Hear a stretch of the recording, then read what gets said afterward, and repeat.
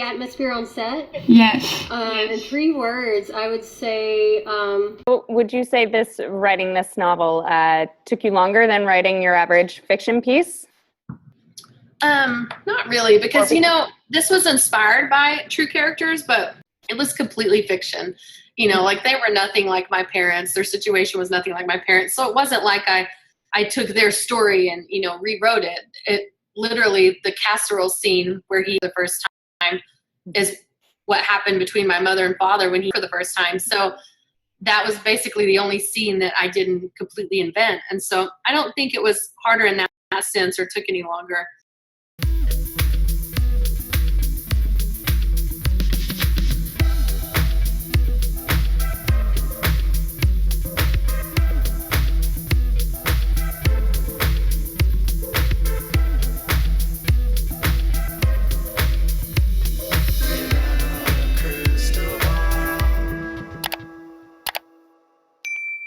Hey besties, welcome back to my channel. Colleen Hoover is breaking her silence on Blake Lively and Ryan Reynolds' lawsuit against Justin Baldoni. Because let's be honest, it's Ryan Reynolds driving this bus with the evidence that we're seeing coming out. But she's giving an interview to Elle. If you're not aware, she has a movie in theaters right now, Regretting You. Despite the film getting terrible reviews, a mere 28% by critics, it has grossed $82 million in the box office. It's been kind of a sleeper hit. It hasn't had a massive success in the box office per week, but it's been a steady climb, with 44 million of that being domestic. Now, if you remember, It Ends With Us did 50 million in the very first weekend. So it's less than It Ends With Us, and the reviews are terrible. But she is now a filmmaker. A woman that was once who did interviews and said that she was too busy because book writing was what she did, is now a filmmaker. And how involved were you on set and making sure that your vision was still intact? I wasn't super involved. I'm not going to lie. I don't want to take any credit. I was on set for about 1 to 2 weeks, more as like a spectator. I was just there enjoying everything. And I felt like everyone that had a hand in this movie brought their own talent to it and their own passion. And I didn't want to get in the way of that. I probably maybe would have if I thought it was going in the wrong direction, but I never felt that way. And obviously during the promotion of the film, she said she wasn't super involved, but she did say she was on set for 1 to 2 weeks. And she did say that she had some level of involvement, but she still wasn't a filmmaker. It's an unusual move for an author to move into film. Most authors remain authors and they let the filmmakers make the films. But Colleen appears to be someone who likes the spotlight, and she also has a propensity to misrepresent the truth. Is that another way of lying? One lie about It Ends With Us is that this story, Lillian Ryle, is about her mom, and it's not. If you go back way into the early years when Colleen was first promoting this book, the book she spoke about, she admitted full out, it's not really about my mom. I mean, it was inspired by her, but it's not really about her. It's not really my mom's story. In fact, almost everything is completely fiction. In fact, the only scene that's actually what happened to my mom is the casserole scene. But if Lily and Ryle aren't real and they aren't her mom, that's not really what happened. You know what I mean? Her dad wasn't a neurosurgeon. Her mom wasn't a flower shop owner. They didn't live in Boston. They didn't have a massive penthouse that was beautiful. So it didn't happen. So everything is fiction in that book. She might have heard a story about what happened with her mom with a casserole, but that's it. The rest of the book is fiction. Even the custody, even having the baby, even breaking up, even having an atlas. All of it is fake, okay? She created the story. She's not a nonfiction writer. So you can be inspired by a lot of things, but that doesn't mean it's actually your mom's story, right? And it's always kind of bothered me in that respect, because if it was really your mom's story, it's kind of a disgusting thing to do to profit off of your mom's, trauma. And then also, she herself has admitted she's been in the same relationship since she's been 16 years old. She insists that it's a healthy marriage, that there's no problems in their marriage, that she herself has never experienced any level of DV.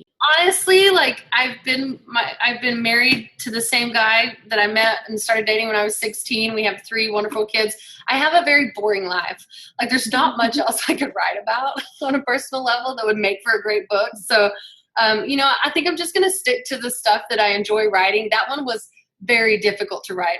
Seems kind of odd for someone who's never experienced any level of DV to somehow become the spokesperson for DV. Maybe that's why the book itself was so badly representative of what it's like to be a victim of DV. Okay. So that's my caveat to say that the book is not really about her mom. She has admitted that it's mostly fiction, like 99.9% fiction. And she has sold us a lie that the book is her mom's book. Well, that's how book stories get told. That's a PR spin, right? So you create a narrative, you create a myth. And when you create a myth, the myth can become the selling point. And the selling point for that book is, this is my mom's story. And now she's weaponizing her mom again against Justin to claim that now she and her mom suffer PTSD as a result of these lawsuits. What's even more disgusting is that she claims that this abuse that's happening right now, she's not being sued. Her mom's not being sued. No one's talking about it, right? I don't have anything negative to say about her mom. I don't even know who her mom is. But this apparently is more abusive to them than what her mom experienced when her mom was abused by her father. That, my friends, is another myth, and it's a gaslighting one. And she spoke to Elle in a spread because her movie Regretting You is out in theaters, and it's a sleeper hit with 82 million in the box office, which is far less than what It Ends With Us grossed. And it is also just barely over the break even moment. So break even point. So in order to break even, you need to make 2.5 times what the budget was. The budget for the film itself was 30 million. We don't know how much they spent on marketing. So if they spent a good chunk on marketing, it could be more. But this isn't going to be raking in like 50 million, 100 million excess gross for anyone, really. So It Ends With Us. She's now embarrassed that she wrote, which seems odd, right?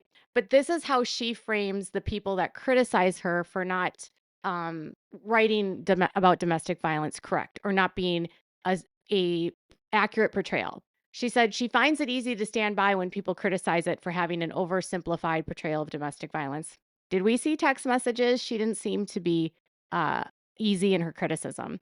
I respect that people have passionate opinions about it, but I would not change a thing because that was my mother's experience. No, it wasn't. It was not her mother's experience.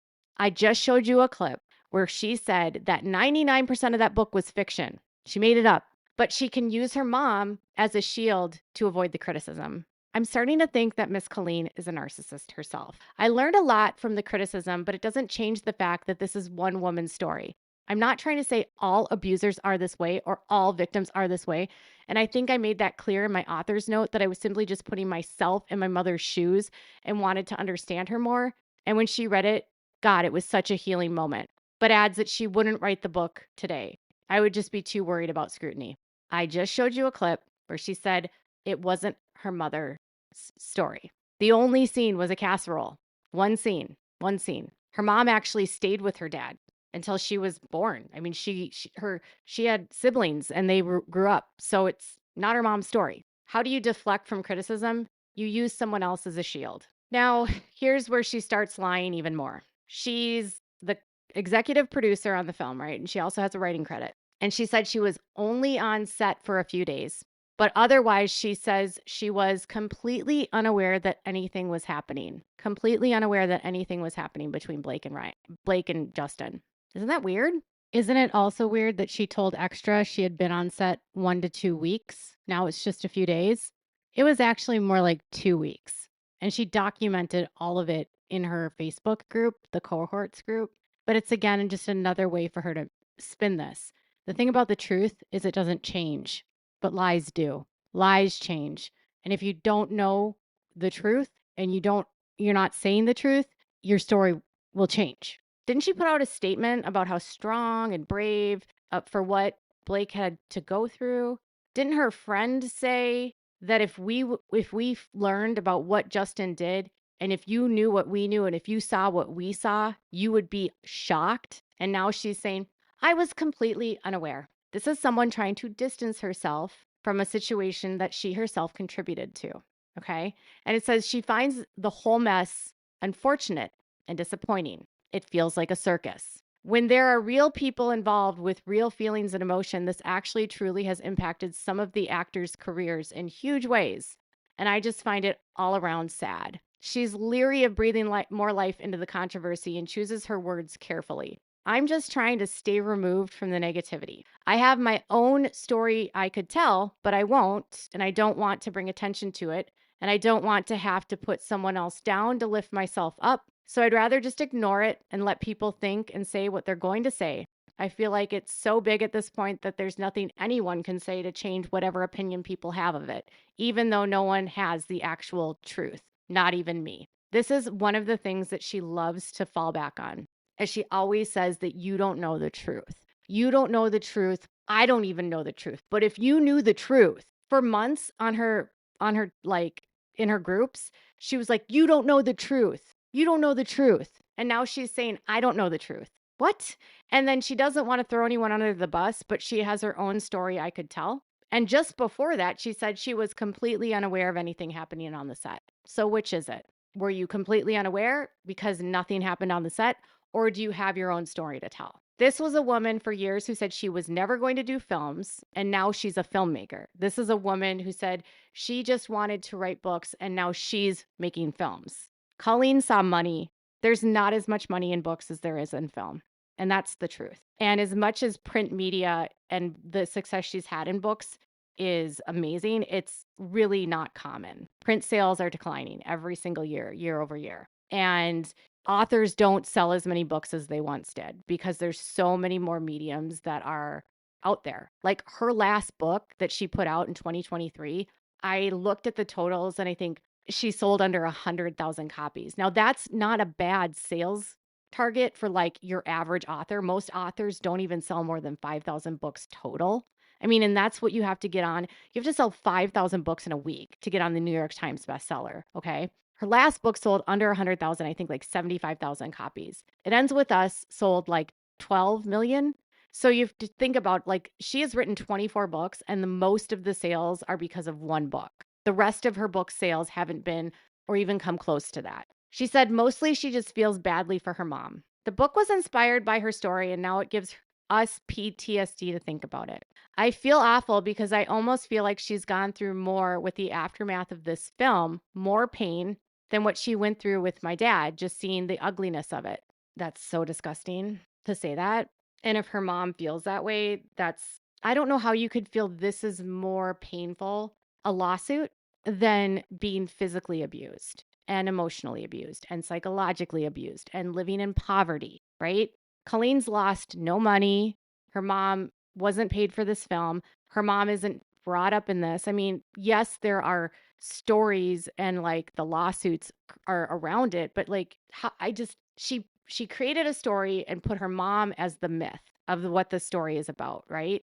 She said it's her mom's story. Now she says it's inspired by her mom. And if her mom is feeling badly, I feel sorry for her.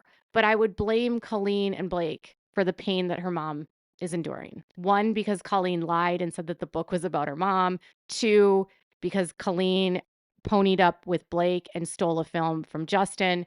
And three, now she's trying to deflect from the situation and use her mother and her mother's abuse as a shield and claim that now this lawsuit is more abusive than an abusive father. And that to me tells me everything I need to know about Colleen Hoover and how little she understands about domestic violence. Because criticism in a courtroom or criticism in the public sphere is not equal to physical and psychological narcissistic abuse that occurs with domestic violence. Then she goes on to say, as Hoover feels about her most personal novel, I can't even recommend it to anyone. I feel like the lawsuit has overshadowed it. I'm almost embarrassed to say I wrote it. When people ask what I do, I'm just like, I'm a writer. Please don't ask me what I wrote. She hopes one day after the trial concludes that she might feel differently. The more time that passes, the easier things get for all of us. But it is sad because I'm very proud of that book. and I'm still proud of it, but less publicly so. Maybe I need therapy. I don't know. So how does she have PTSD if she hasn't gone to therapy? Does she understand what PTSD is? Post-traumatic stress disorder is a actual clinical diagnosis that I have been diagnosed with, right? I'm a survivor of rape. You don't just throw around words like PTSD without a proper diagnosis. She admits she's never been to therapy. If you have PTSD, you are triggered, you deal with out of body disassociation, you can't sleep, you have rage, you can feel easily sad, scared, terrified.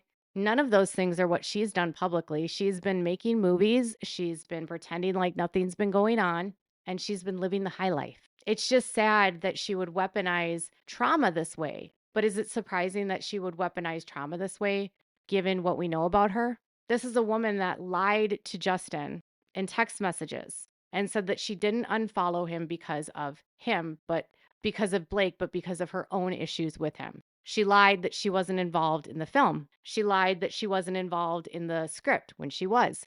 She lied that she didn't give impact or didn't get to read the script. She did. She lied and supported Blake and said, "You've been through so much." And then now she says, "I don't know what happened. I was completely unaware." She was unaware, but she told Justin she had her own issues with Justin. Then she says, "I don't want to throw anyone under the bus, but I have my own stories to tell." Colleen Hoover is now a filmmaker. She has her own production company, and she is now apparently doesn't have enough time to write. So her next book coming out is in January. It's the first book she's written in 3 years, and that's because she doesn't have time because she's a filmmaker now. Consider the fact that there are authors that have had dozens of movies made about their books, and they have not become film producers. They haven't started their own production companies. In fact, they've only maybe directed one film. Let me just give you some things to think about. The author with the most books ever adapted is Stephen King. Stephen King has only ever directed one film, and it was Maximum Overdrive in 1986. The other 33 films that were made based upon his books, he was not involved in. Nicholas Sparks, who wrote The Notebook, A Walk to Remember, Dear John, Message in a Bottle. 11 of his books have been adapted into film. He has never started a production company. John Grisham, The Firm, The Pelican Brief, The Client, Lawyer, like legal thrillers, A Time to Kill, Runaway Jury, right? Do you remember these films? They were huge in the 90s. 9 films based upon his books. He has never opened a production company or become a filmmaker. J.K. Rowling, 9 films, 9 of her books adapted to film. J.K. Rowling has not directed any of these films. She doesn't have a production company, nothing. In fact, what Colleen is doing isn't even what authors do, because authors are writers. They are not filmmakers, right? And I think what's happening is that the print media is dying. And because it's dying, and it's unfortunate that it's dying and it's declining, and there's less pay in writing books, and because anyone now can be an author, like Colleen Hoover, who self-publishes, you have to sell a ton of books to make a lot of money, right?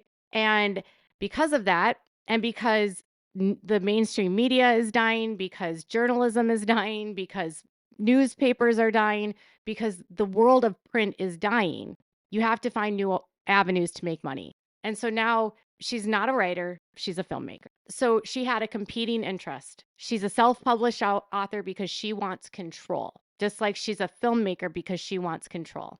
And now she's spinning a situation that she contributed to causing by helping Blake steal a film so that she could have the film that she wanted, even though the movie was nothing like the book.